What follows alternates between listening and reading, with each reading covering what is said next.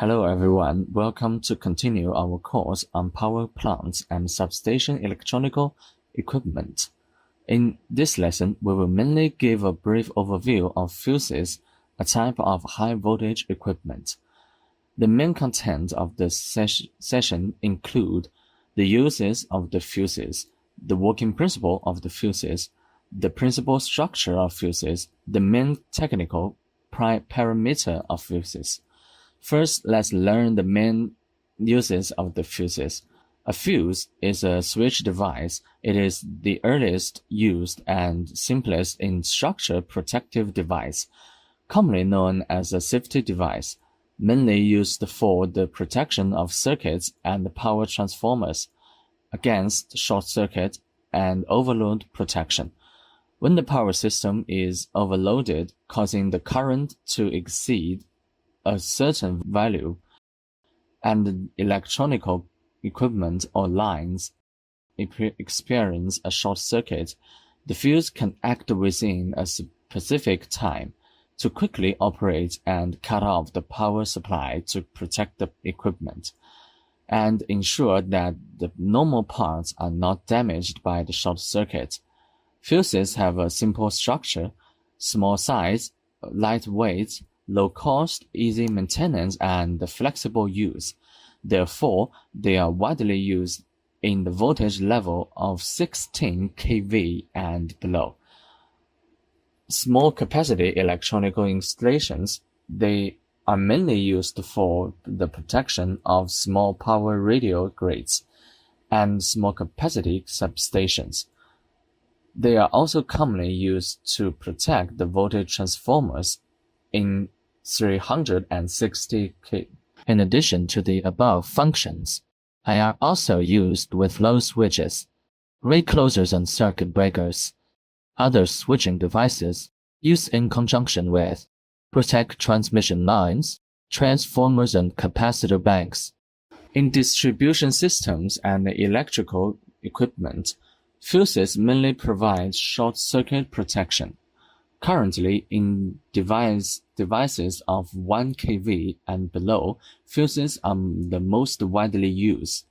They are often combined with knife switches in one housing to form low switches of fuse-type knife switches.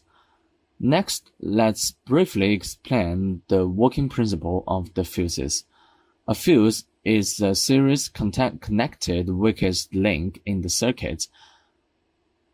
Its metal fuse element is a conductor that easily melts under normal operating conditions.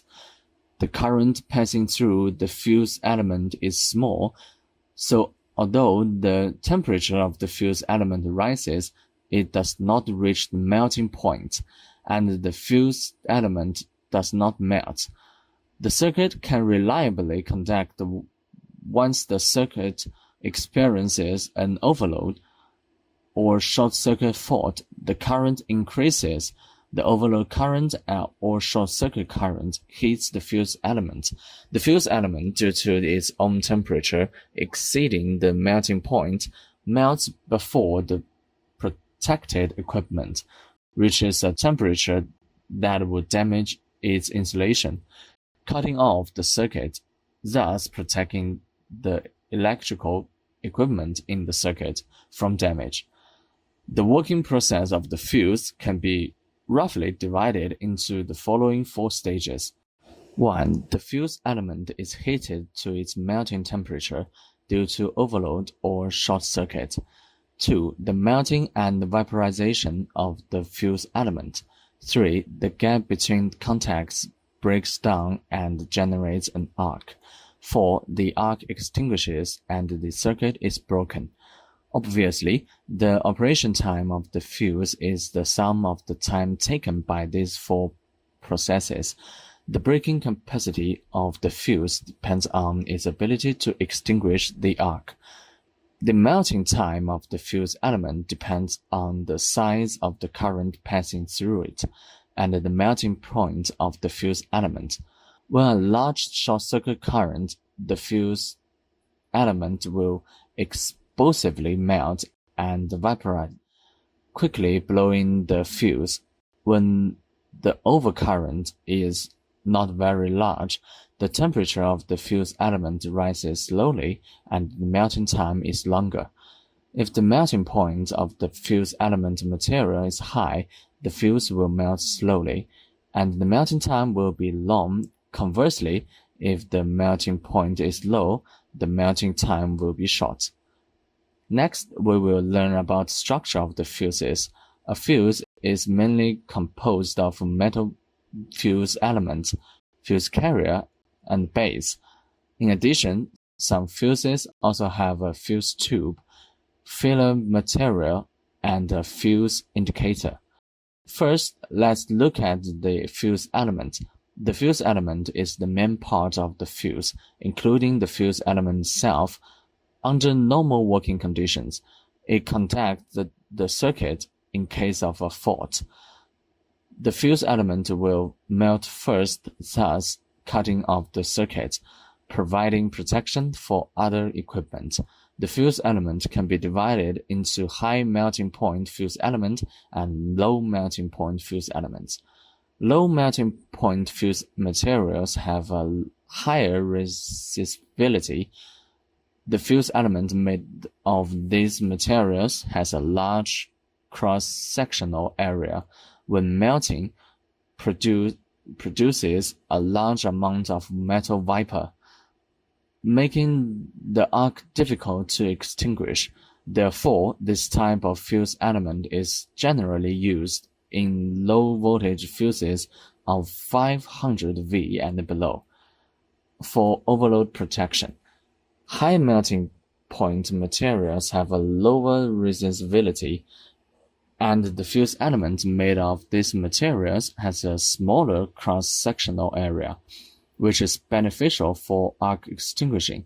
This type of fuse element is generally used for short-circuit protection.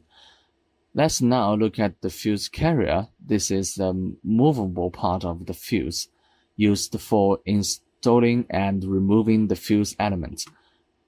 Through its contact part, it fixes the fuse element to the base and connects the fuse element to the external circuit.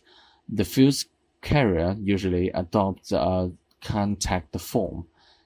Next, let's look at the fuse base.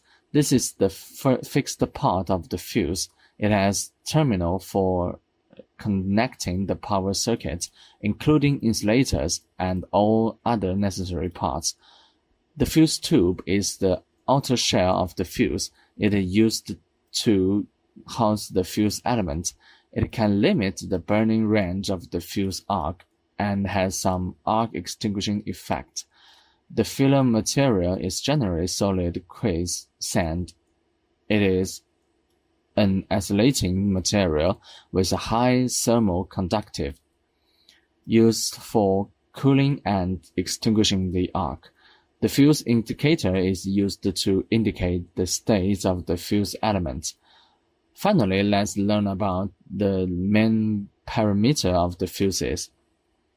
The main parameters that characterize the technical characteristics of the fuses are rated voltage. This refers to the normal operating voltage that the fuse can withstand for a long time. Rated current. This parameter refers to the maximum operating current that the fuse housing and current carrying parts are allowed to carry. For a long period, the next parameter is rated current of fuse element. This refers to the maximum current that the fuse element can carry for a long period without melting. This is different from rated current of fuse itself. The last parameter is the breaking capacity. This refers to the maximum breaking current that the fuse can interrupt. That is, the breaking capacity of the fuse. If a current higher than this is interrupted, the fuse may be damaged. This concludes today's lesson. Thank you, everyone.